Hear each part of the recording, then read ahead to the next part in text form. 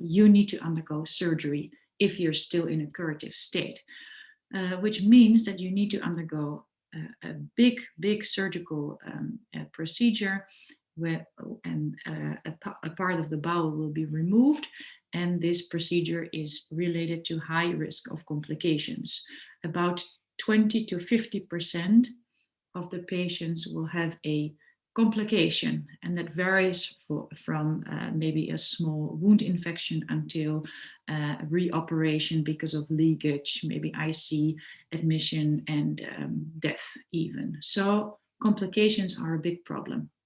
And as I said, as surgeons, we try to optimize all kinds of things to try to increase patients' outcomes and diminish the risk of complications. The complications are also related to diminished quality of life, long hospital admissions, and also to the possibility for the patient to return to normal levels of functional being. So a lot of patients who have a complication will never return to their old functional level. So complications is a big issue and also related to diminished survival. So for surgeons, a big red flag. However, we know that there are specific things related to complications such as diabetes or such as obesity or heart disease or the type of surgery and so on and so on. But as I told you, it was a shift of paradigm to think that the short time of period between diagnosis and operation could be used to optimize a patient's condition. And this is exactly where Fit4Surgery steps in, because I started to believe during my residency and also my speed pedaling career, I started to combine the things and thought, okay, we should try to optimize patients' health prior to surgery as well and start training them prior to surgery. So we composed a program because there were not many people advocating this kind of intervention, but there were a few, and we start organizing a group of experts and start organizing the design of a program.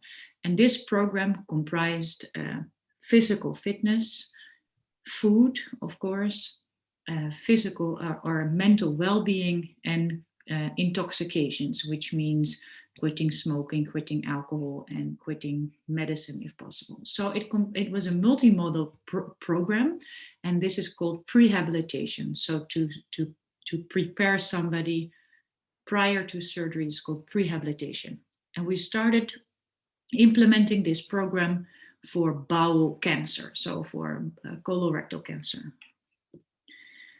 And here you can see, and only the graphics are relevant here, the components of the prehabilitation program as we designed, and the physical training and the nutritional component are, in my opinion, the most are at the most weight in the success of the program. So I'd like to elaborate a little bit upon those. The physical training includes high intensity interval training 3 times a week with a physiotherapist. And I don't know whether you have maybe ever done a high intensity training, but this is really cardio training. So it's what we call in Dutch conditietraining, or so it's a challenging hour of training. Patients will do that 3 times a week for at least 3 weeks. And on the other days, they are advised to do low modality training. So for example, an hour of walking or cycling in their own home area, so unguided. And then the food component is that they will consult a dietitian, and he or she will try to optimize the patient's nutritional behavior, but also supplements will be prescribed, such as protein supplements after training and once during the day, and also micronutrients are supplemented on a daily basis. When we designed the program, as I said, there were only a few fans, to say so, or early adapters in the Netherlands that implemented this program within their hospital. And in the Radboud University Hospital, we also did that. And we saw in our first pilot analysis already very promising results. And the whole idea of prehabilitation is that you increase a patient's resilience towards a surgical procedure. As you can see in this graph, that at the moment of diagnosis towards surgery, you see that a patient's physical fitness goes down. And that has everything to do with the fact that a patient is anxious and stressed and will be less active physically, might be eating less healthy and more comfort food. And so without even doing anything or without even, being ill from the disease, the patient's condition will go down. And then at the point of surgery, the physical fitness will go down even more, and it will take a lot of time to be at the level of the starting point. So you see that this is what happens if you get a diagnosis and undergo surgery.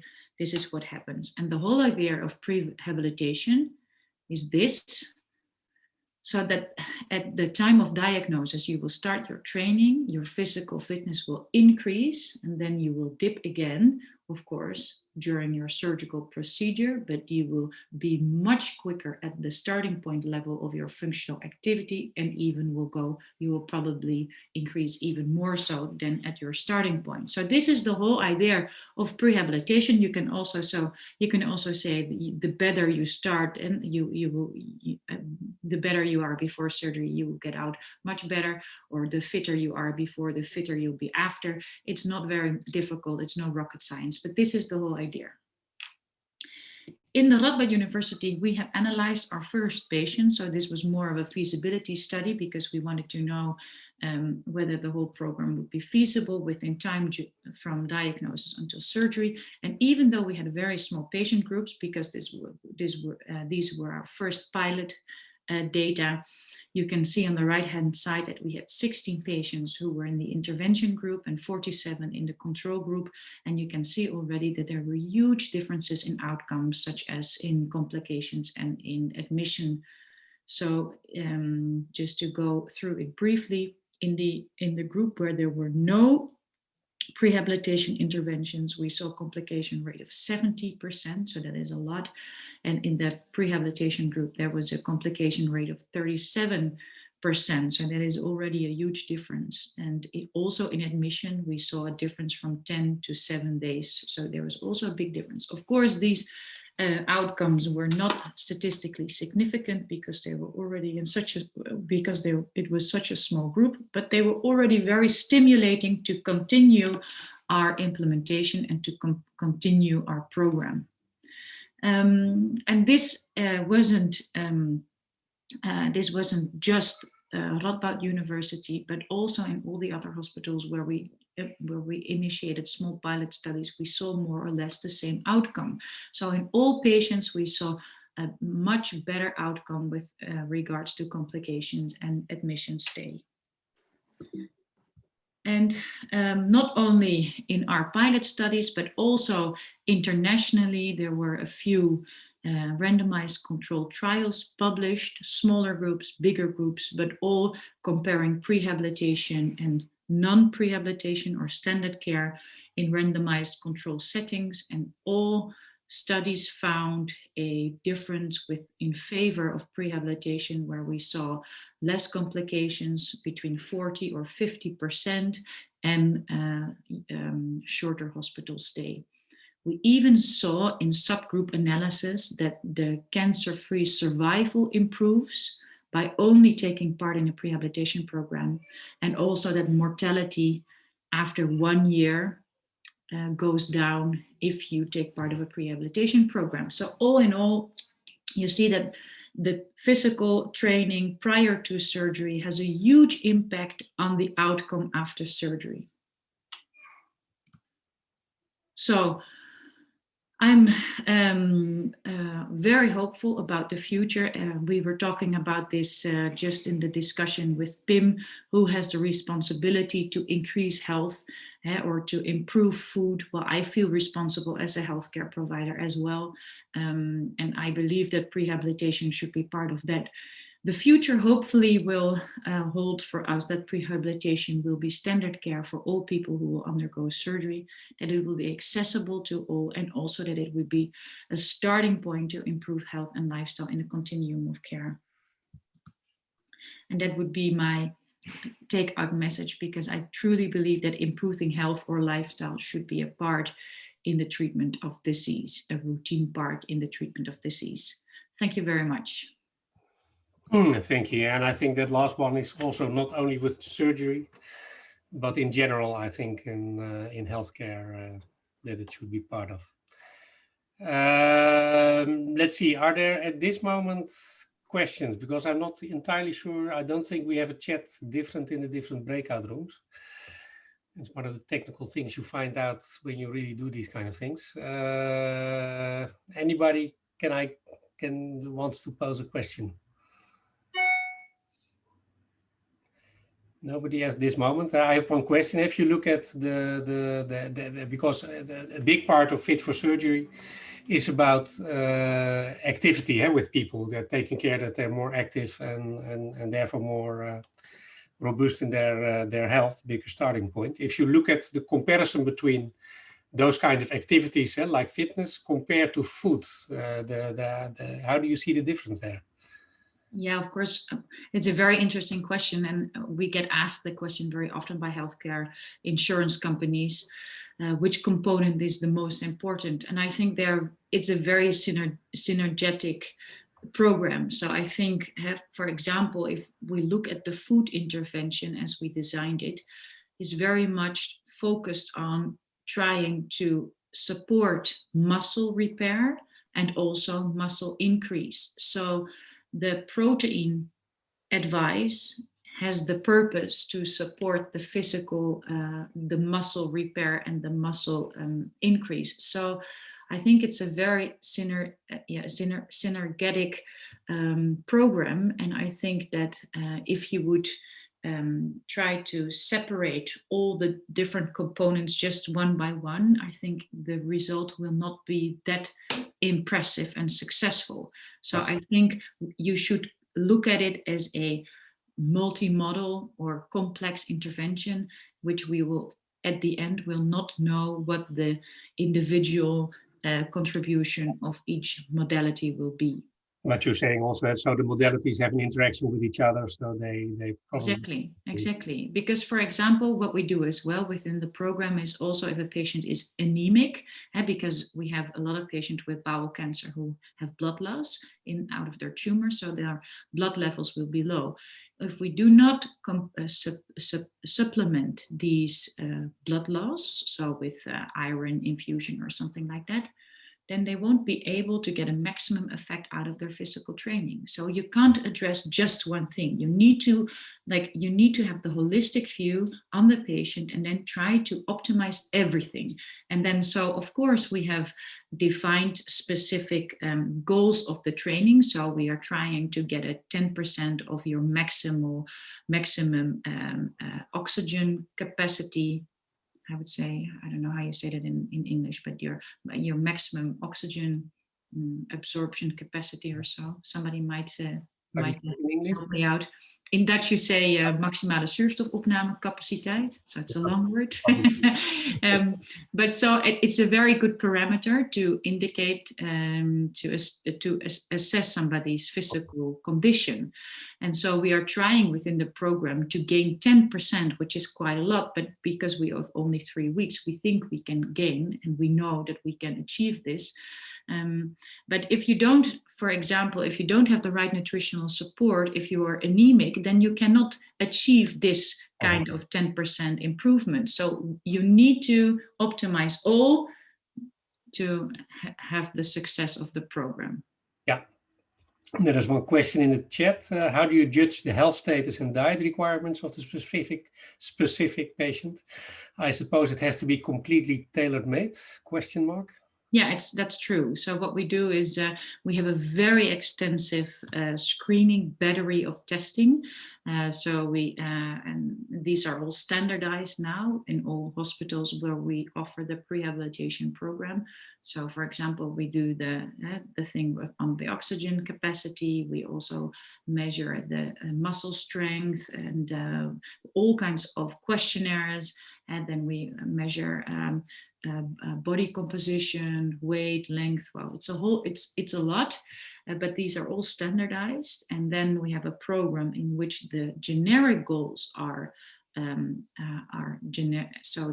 generalizable, but their individual status will, of course, influence the way that we can offer the patient's training. So if a patient is 90 years old and has a very bad mobility shape, then of course we offer a different program than to somebody who is maybe 45 years old and very fit. Of course, we individualize completely. Clear. Okay. Yes, maybe there are some room still at the end for some questions, but I think for this, I would like to thank you and have an applause by everybody. Come on, everybody. Thank you. Thank you. Then I think we move on to Sjors Verlaan from FrieslandCampina that will explain to us the food component in a project like this. Sjors, the floor is yours. Yeah.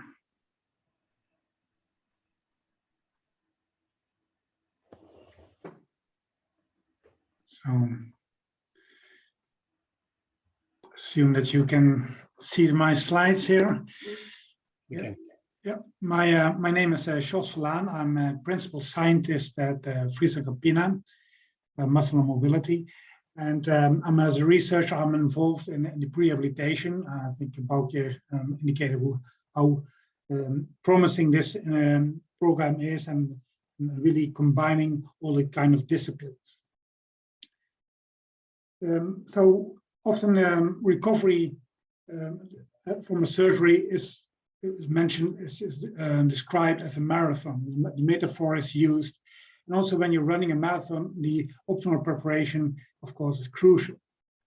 And that's also from a nutrition perspective. So an optimal preparation also needs an optimal nutrition. And all nutrients need attention when designing an optimal diet for the preparation period before surgery. And today I would like to focus on the protein part, also indicated by Baukje, that the exercise and nutrition are the key pillars of the prehabilitation. The muscle metabolism, and the role of protein have a major impact on the success of the outcome. So other nutrients like vitamin D, for example, have shown also to be essential for muscle metabolism, especially low levels should be prevented. And then this study I showed here on the right, which I did for my PhD, is where older people with sarcopenia, so that's a condition with low muscle mass, strength and function, show the synergistic effect of protein and vitamin D. So both levels of vitamin D and protein intake should be sufficient to be able to increase muscle mass. But why are the muscles so essential for this prehabilitation program? One of the key functions is, of course, to enable us to move, to perform our daily activities, to do exercise, and also enables us to perform the rehabilitation after surgery, and even for older people is important to keep mobile, active, and even independent. But next to that physical function, the muscle also have a function in resilience, which is less known. Because we don't have a storage pool of amino acids in the body, of protein in the body, as we have for fat and also for carbohydrates. Muscle often acts as a reserve pool of amino acids when the body is in a stress situation. So, for example, the surgery is a stress period, then the muscle provides amino acids to the immune system that helps the wound healing.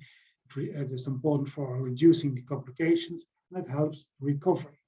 And for example, now in the COVID patients, you see also that the people lose a lot of that muscle, which is needed to combat the stress situation in the body.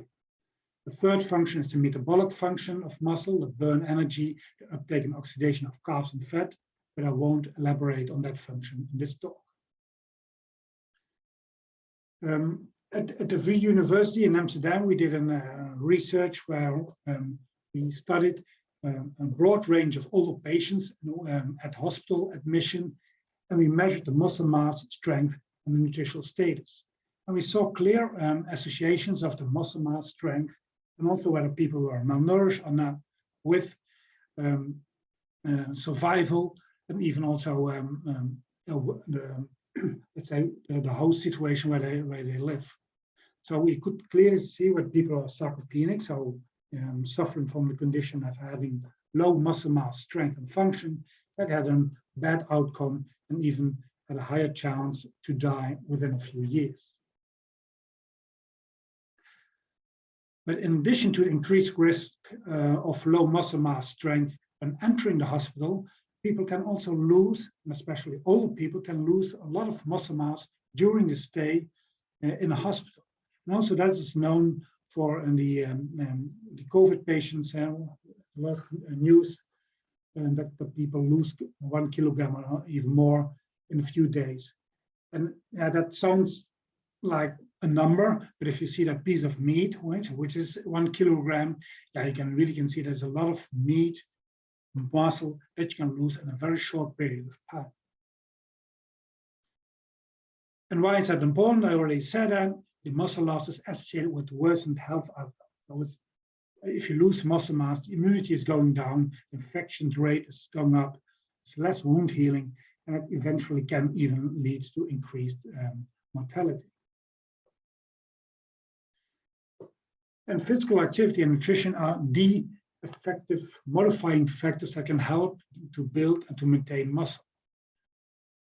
As you know, the physical activity is important. It's also stressed in this period of time, but also resistance training should be added to just physical activity to maintain your muscle mass. The other part is nutrition, and protein is the main nutrient which is linked to the muscle health. And a recommendation for healthy adults is 0.8 gram per kilogram body weight per day. So assume your weight is 80 kilograms, you should consume 64 grams of protein. But actually, if you are in a stress situation or older, frail, people, they need up to 1.5 grams per kilogram body weight per day. But not only the quantity is important, also the quality of the protein is important. So it should contain a sufficient amount of essential amino acids, including leucine, which is known to stimulate muscle protein synthesis. And of course, the protein should be digested well. This study performed at the Maastricht University, at the university hospital, and they measured, actually, they collected all the food that the patients got. And if you would see that on average, the protein that was provided to the patients was above the 0.8 for healthy people, but was not in the range which is recommended for patients. And if you look to the amount of protein that's consumed, it's actually below the 0.8. It was a little bit more than 0.6 gram per kilogram body weight per day. And that is not an optimal amount for an optimal recovery. And if we go one step deeper, then it's not only the total amount that you consume during the day, but it's also important that you have multiple moments of the consumption of protein. So when you consume a meal, the protein is digested, the amino acids are absorbed in the body, and it results in an increase of amino acid in the blood. And the increase of amino acids stimulates muscle synthesis, and so you build your muscle. During the fasting period, the muscle breakdown is larger than the muscle synthesis, and you have a negative protein balance. And during the day of, let's say, 3 major meals, you have 3 stimulations of your muscle protein synthesis, and over the day, the net protein balance is 0. So that means that you can maintain your muscle mass. And patients, like in all the patients, they should consume at least 30 grams of high quality protein per meal to maximize the muscle protein synthesis. So, and why is that? That's because older people and people who are diseased, they are less sensitive to the meal. So here indicated by this purple or this pink curve, you see that the response to a meal is less high than in the young people.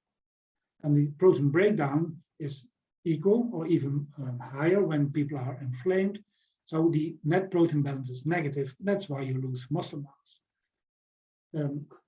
So the distribution is important, and also the quality, and then depicted on the right. Losing content is also important. So all people need about 25 to 30 grams of high quality protein per meal, and also including 25 grams of lucerne. So here the scheme at the right represents this ideal situation of protein distribution. So you should have 30 grams of high quality protein, but in the Western diet, especially the breakfast and lunch, does not contain the adequate amount. So on average, the breakfast contains only 10 grams of protein. So this is often a target for increased protein supplementation. I here depicted a study that I recently did together with Professor Peter Wijs in Amsterdam. And so at the start, there was only 5% of the people which had we could achieve the protein target of 25 grams of meal moment at breakfast. And even after 6 months of intensive support, it was a little bit more than 20% of the people who could, and they were healthy older people who could achieve that target. So there's still a huge opportunity here to help these people to reach the 25 grams per meal. And if you look to the quality of the protein, it's even more challenging. And so the losing content of the meals is lower, and people don't reach the target of 2.5 grams per meal. So how to come to an optimal nutrition and prehabilitation? I'm convinced that normal healthy food should be the basis. That's also expressed in the earlier talk. But I think supplementation seems to be required to come to an optimal nutrition. And how should that supplementation look like? I think it could be something in between sports nutrition and medical nutrition. At least it should be accepted by the patient. It should be effective, affordable, and of course available to the patient. If we look at the sports nutrition, the key principles might be similar to what I already presented today, but of course the products are not targeting the patients who got a diagnosis for surgery, so they might not be in scope. Medical nutrition, you would expect that medical nutrition would be more suitable. However, medical nutrition is mainly targeting disease-related malnutrition. And if you look to the definition of disease-related malnutrition, then weight loss, and recently also reduced muscle mass, are the main drivers. So you could also say this is undernutrition, or is often called protein energy malnutrition. So these people lose a lot of weight and they are more or less shrinking. So the solution for that, nutritional solutions, are typical nutrition, high in energy, high in protein. They contain a complete micronutrient profile, and they can be used as a sole source of nourishment, as called in a special law. But that's not the most suitable product for the patients in prehabilitation. A lot of them don't need this high energy product. Even the high energy hampers the intake of protein, because if you're already full from energy, you don't eat enough protein. But still, these medical nutrition products, they are reimbursed often reimbursed by insurance companies, because they target these, let's say, disease-related malnutrition. But I don't think this is the ideal situation for rehabilitation. So what are we doing as FrieslandCampina? FrieslandCampina is not active in this market, at least not with commercial end products. We only provide high quality ingredients in a, let's say, business to business context. So by providing clinical study products or prototypes for prehabilitation, we can show the value of our ingredients. And that's how we got involved in this very interesting program. So the conclusions are, so as also Baukje already indicated, prehabilitation, combining exercise and optimal nutrition, so including high quality protein, prepares people for the surgery. And I think the optimal nutrition should be a diet, high quality diet, and possibly with added supplements. The question is how to implement the prehabilitation in practice. Of course, it should be a multidisciplinary effort. We're doing some nice trials now to show the effectiveness of the studies.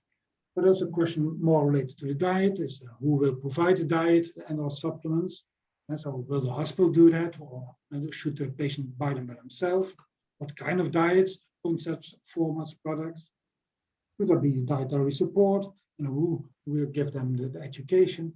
But at the end, also as the question is who will pay for it? What is the business model to launch such a product in the market? And as I said, the medical nutrition products are maybe not the perfect products for these applications. So thank you very much for your attention, and I'm very open for any question. Yes, Sjors, thank you. Big round of applause, of course, by everyone. Yeah, there are some questions in the chat. I suppose we have some vegetarians in the audience. And there are two questions without combining. How about protein intake for vegetarian or vegan people? And do plant-based proteins have the same quality as proteins from milk or meat? And which plant-based proteins do you then recommend? Can you say something about that? Yeah, of course. Yeah, so I already said, so the quality of protein is determined by the composition of the essential amino acids plus the digestibility. And if you look to the composition of the amino acids, then the animal sources have a better composition than the plant-based in general. Also, the digestibility, the uptake of the amino acids is better with animal proteins. And that means that if you would choose for vegetarian source, that you have to combine several sources of plant-based proteins. For example, the beans with the rice is a good combination. But in general speaking, you need more protein and you need to eat more to get the same level of essential amino acids as you would consume with animal sources. And as I already tried to say, is that the animal sources is already a challenge. So if you are in a severe situation, I would recommend, at least also, not only because I'm working for FrieslandCampina as a dairy company, the dairy proteins are a good source during that period. And I think for just healthy aging, I think that good sources of protein, for example, soy is a very good source. It's coming close, but still, I think the dairy proteins have a good role to play there. Here. Another question is, how is protein supplemented in the diet during prehabilitation? Does the patient have to change what they eat, or do they have to use something like powder during cooking? Yeah, we provide a powder application. So yeah, so people have to dissolve about 40 grams in 100 to 150 milliliters.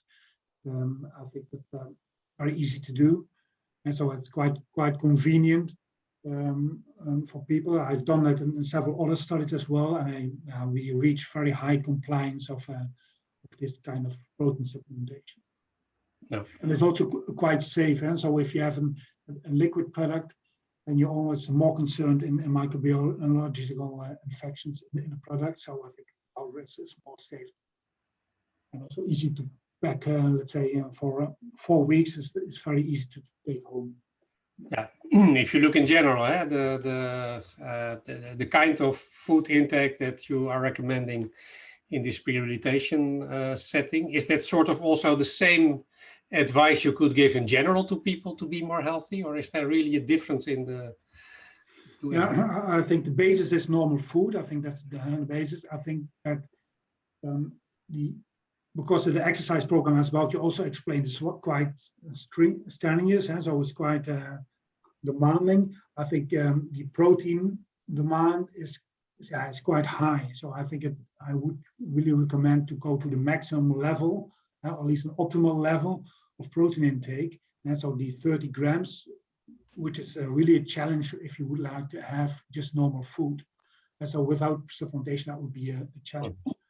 But so that will be a difference. But if you look to all the, let's say, people in the sports school and training a body, young people, they consume a lot more proteins. And so, but they also use the same principle. So I think we should not be too conservative for older people or patients. Yeah, and I think as an addition, I think in the prehabilitation program, it is a very short amount of time for patients to optimize or to adapt their dietitian behavior. So that's very hard to do so within that short period of time. So that's why we think that it is much more comfortable for a patient and much easier to take the supplement instead of trying to change their own diet to actually achieve the 30-gram intake of protein in the morning, for example. It's really quite a lot and challenging to do so, but super important for them to repair their muscle and to increase muscle strength. So that's why we have chosen now to do so, even though if you say for patients for a longer period of time, for example, in a rehabilitation program, you could emphasize more how to change their own dietitian behavior. Yeah. So time frame is definitely of influence in the mode of application. Definitely. And in addition, so I fully agree with Baukje, of course. During the rehabilitation, if you would use supplements, and I would recommend it after exercise, like all those. So these people in the sports school also using a milkshake. I think it's also most beneficial if you also do that after exercise. So consume enough protein after your exercise. Yeah, clear. Another question was, how about the role that the microbiome of individuals play in the protein metabolism? Yeah, that's a topic of research, and that's interesting, of course. But mostly when you have a good digestion, then already the protein has been taken up in the small intestine. This doesn't reach the large intestine. So that's so I don't think, and so there might not be a direct effect of the microbiome into the protein digestion, but the idea is that it also helps to make the body more sensitive to the amino acids which are present in the body. And so it has some effects there as well. And so also indication that the microbiome, for example, is related to obesity and diabetes. So that has also something to do with the uptake of carbohydrates, but also amino acids in the body. Because if you look at it, I can imagine the effect in different people might be different because of all kinds of reasons, genetic or microbiome or whatever. If you look at the prehabilitation, do you change the amount of time that people spend there before doing surgery, or is it a fixed amount of time and then they have to be ready for it? Yeah, in general, we have in the Netherlands, we have agreed upon waiting times for specific diagnosis. So for example, if you have bowel cancer, we think that 5 weeks of wait time would be maximum. And all these time frames are agreed upon through all the different involved stakeholders. So for example, lung cancer would be 2 weeks, pancreatic cancer is so and so, like 3 weeks or so. So for all different surgical diagnoses, we have a certain amount of wait time that we think is acceptable. So we had to squeeze the program in between the time of diagnosis and surgery. For bowel cancer, this is 5 weeks. So we had to squeeze the program in. And so that's why the program is so intense. If we would have had more time, we could, for example, lower the frequency of the high intensity training to 2 times a week. But For bowel cancer, this wasn't possible, but now since we are in Radboud University, we are now implementing this program through the whole hospital and applying it to all surgical tracks. Sometimes we have more time and then we alter the program a little bit, so it's not that intense to the patient. So it is set it's not set in law, but it's set in agreements that we think that we have, for example, for bowel cancer, 5 weeks. But this can differ in different countries. So, for example, in Denmark, a center that we collaborate with, the law actually provides the rule that you should do surgery within 2 weeks for bowel cancer. But there's no oncological difference in outcome. So it's not the case that if you do surgery after 5 weeks, that you have a higher chance of metastasizing compared to 2 weeks. So your oncological outcome is not worse if you do surgery after 5 weeks, not even if you do surgery after 10 weeks. So it's just an agreement. So there is no oncological reason to do so. And this is also, this contributes to the shift in the paradigm. If you consider prehabilitation as a treatment already, because your outcomes improve that much, I think there will be no discussion anymore on whether you have 5 weeks or 10 weeks or 12, because then you embrace this kind of intervention because the outcomes of your treatment will be optimized.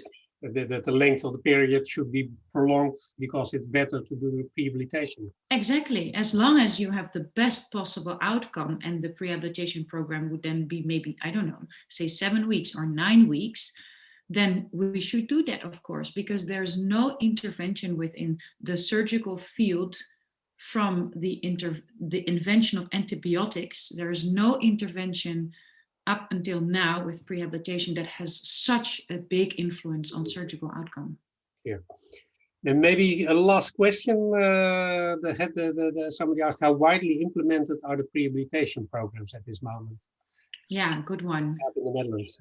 Well, we don't have national cover yet, but we're working really hard to get that done. So there are a few hospitals that are involved, and we have agreed with the insurance companies to reimburse the program, but this is not applicable to all hospitals. And the hardest part is now to get all insurance companies on board. So all healthcare professionals are very enthusiastic, and patients evidently as well.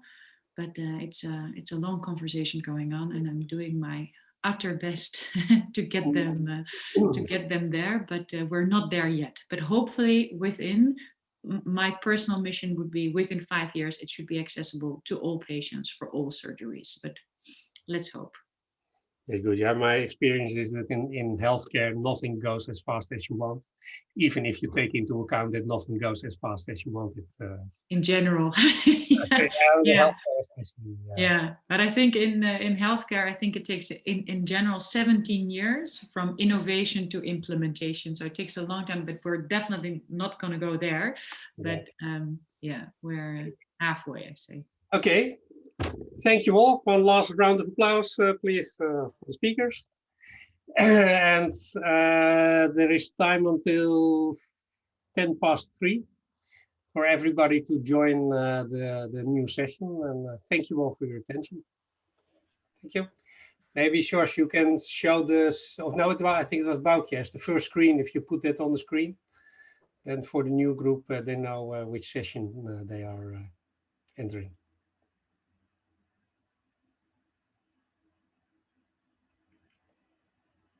Oh, I stopped sharing.